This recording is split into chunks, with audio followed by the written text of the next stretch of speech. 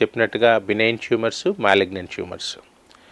Benign tumours అని నెమ్మదిగా పెరిగేవి, malignant tumours అనేది చాలా అగ్రెసివ్గా పెరిగే ట్యూమర్స్.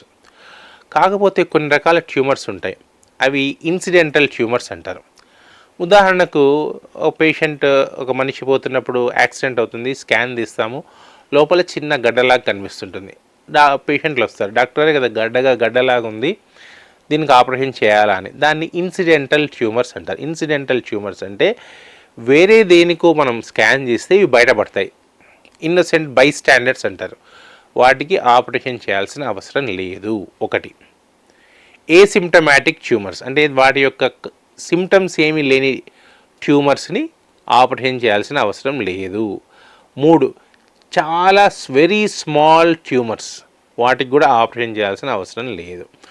కొన్ని హార్మోన్ సెన్సిటివ్ ట్యూమర్స్ ఉంటాయి, పిట్యూటరీ గ్రంథిలోంచి వచ్చే tumours. Hormone sensitive tumour, pituitary గ్రంథి నుంచి వచ్చే కొన్ని రకాల ప్రోలాక్టినోమాస్ అంటారు. వాటిని మందులతో తగ్గించవచ్చు. కొన్ని ఇన్ఫెక్షన్స్ ట్యూమర్స్ లాగా కనిపిస్తాయి. ఉదాహరణకు ట్యూబర్క్యులోమా అంటారు. టీబీ గడ్డలు ఒకసారి టీబీ గడ్డని మనం కనుక ముందే కనుక నిర్ధారణ చేసుకుంటే వాటికి టీబీ మందుల ద్వారా మనం పూర్తిగా కరిగించవచ్చు.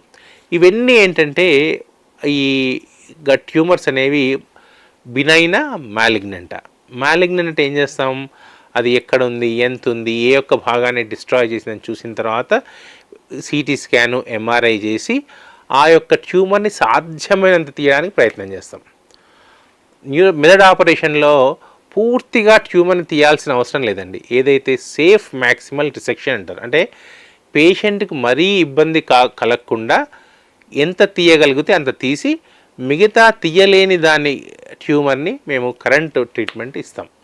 రేడియోథెరపీ అంటే ఏంటంటే ఏదైతే మనకు శస్త్రచికిత్స గనక దొరకని ట్యూమర్ ఉంటుందో దాన్ని రేడియేషన్ ద్వారా తగ్గించే ప్రక్రియను రేడియోథెరపీ అంటారు. అలానే కీమోథెరపీ కూడా ఇస్తాం.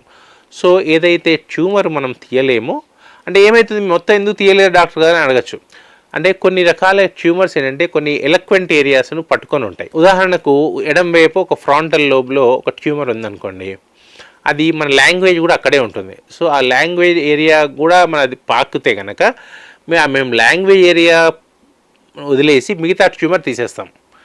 సో ఎందుకంటే మన లాంగ్వేజ్ ఏరియా కూడా తీసామనుకోండి పేషెంట్ మాట పడిపోతుంది. సో అటువంటి పరిస్థితి రాకుండా సేఫ్ మ్యాక్సిమల్ రిసెక్షన్ అనే ఒక ప్రక్రియ ద్వారా ఆ యొక్క ట్యూమర్ని తీసేసి మిగతా ట్యూమర్ని రేడియేషను, కీమోథెరపీ ఇవ్వడం జరుగుతుంది.